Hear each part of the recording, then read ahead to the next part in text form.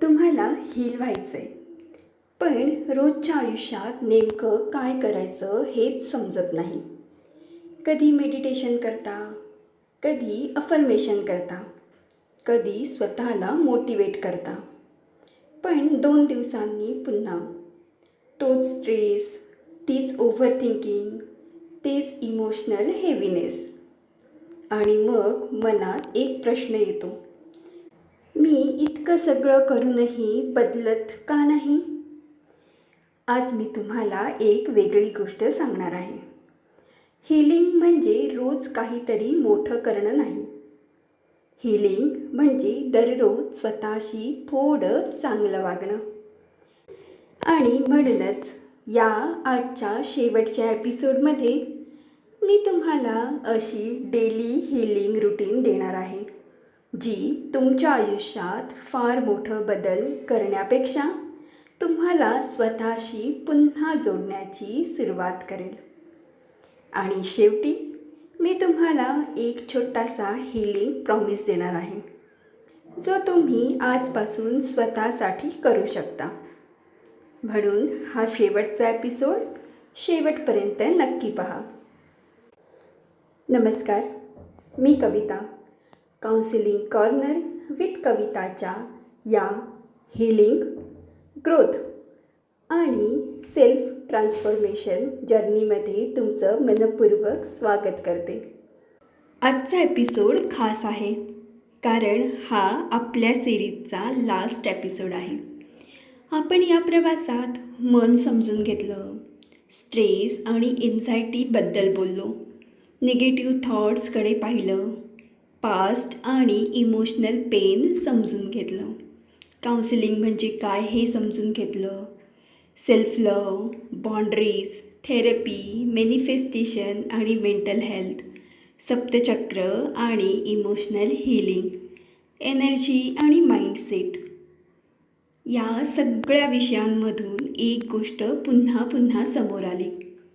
Healing ही destination नाही, healing ही रोजची practice आहे. म्हणून आज मी तुम्हाला एक अशी रुटीन देणार आहे, जी तुम्ही तुमच्या आयुष्यानुसार, लाईफस्टाईलनुसार बदलू शकता. चला सुरुवात करूया आपल्या या सकारात्मक प्रवासाला. पार्ट 1, सकाळची हीलिंगची सुरुवात. तुमचा दिवस सुरू होतो मोबाईलपासून की स्वतःपासून? हा पहिला प्रश्न. उठल्याबरोबर नोटिफिकेशन चेक करण्याऐवजी फक्त 2 मिनिटे स्वतःला द्या. डोळे बंद करा आणि एक दीर्घ श्वास घ्या आणि स्वतःला विचारा, आज मला आतून कसं वाटावं असं वाटतंय? पीसफुल, कॉन्फिडंट, काम, फोकस्ड. फक्त एक शब्द निवडा. आजचा तुमचा इमोशनल इंटेन्शन तेच असेल. Part 2, 3 minutes breathing. आता फक्त 3 मिनटं. हळूहळू श्वास घ्या. श्वास घेताना मनात म्हणा, मी स्वतःला जागा देत आहे. श्वास सोडताना म्हणा, मी अनावश्यक ताण सोडून देत आहे. तुम्हाला कोणताही विशेष अनुभव आला पाहिजे असं नाही. फक्त थांबा, कारण कधीकधी मनाला हीलिंगपेक्षा सर्वात आधी पॉजची गरज असते. Part number 3, emotional check in. दिवसभर आपण इतरांना विचारतो, कसे आहात, काय चालू आहे, पण स्वतःला? आजपासून स्वतःला 3 प्रश्न दररोज विचारा. मी आत्ता काय अनुभवत आहे? मला आत्ता नेहमी कशाची गरज आहे? आणि मी स्वतःसाठी आज एक छोटी गोष्ट काय करू शकते? उत्तरं मोठं असण्याची गरज नाही.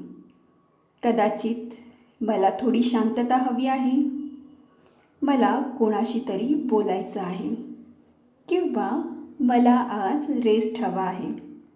इतकंच पुरेसं आहे. Part number 4. स्वतःशी बोलण्याची पद्धत बदला. इतरांकडून चूक झाली तर आपण काय म्हणतो? काही हरकत नाही, पुन्हा प्रयत्न कर, तू छान करतोस. पण स्वतःची चूक झाली की मी किती स्टुपिड आहे, माझ्याकडून काहीच होत नाही, मी नेहमीच फेल होते. आजपासून एक नियम: ज्या भाषेत तुम्ही तुमच्या आवडत्या व्यक्तीशी बोलता त्याच भाषेत स्वतःशीही बोलायचं.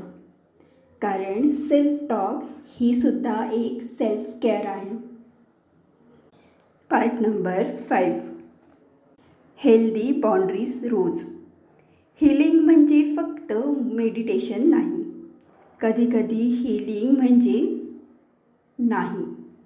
आज एका अशा गोष्टीला नाही म्हणा जी तुम्ही फक्त गिल्टमुळे स्वीकारत आहात. प्रत्येक वेळी स्वतःला एक्सप्लेन करणं गरजेचं नसतं.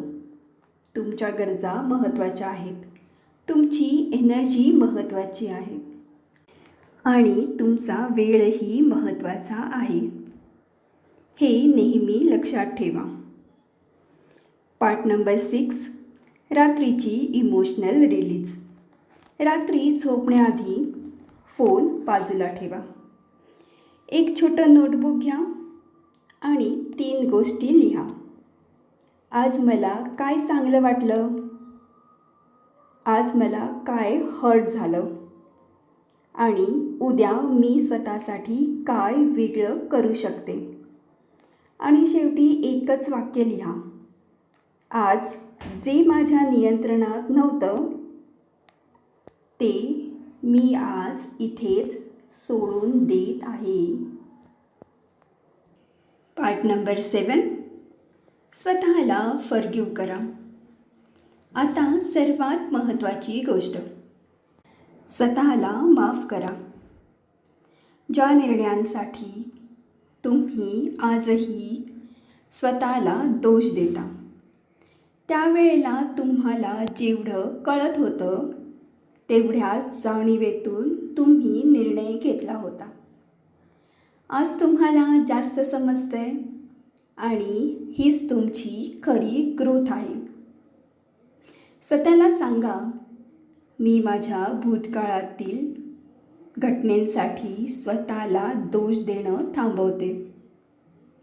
मी शिकत आहे, मी बदलत आहे आणि मला पुन्हा नवीन सुरुवात करण्याची परवानगी आहे.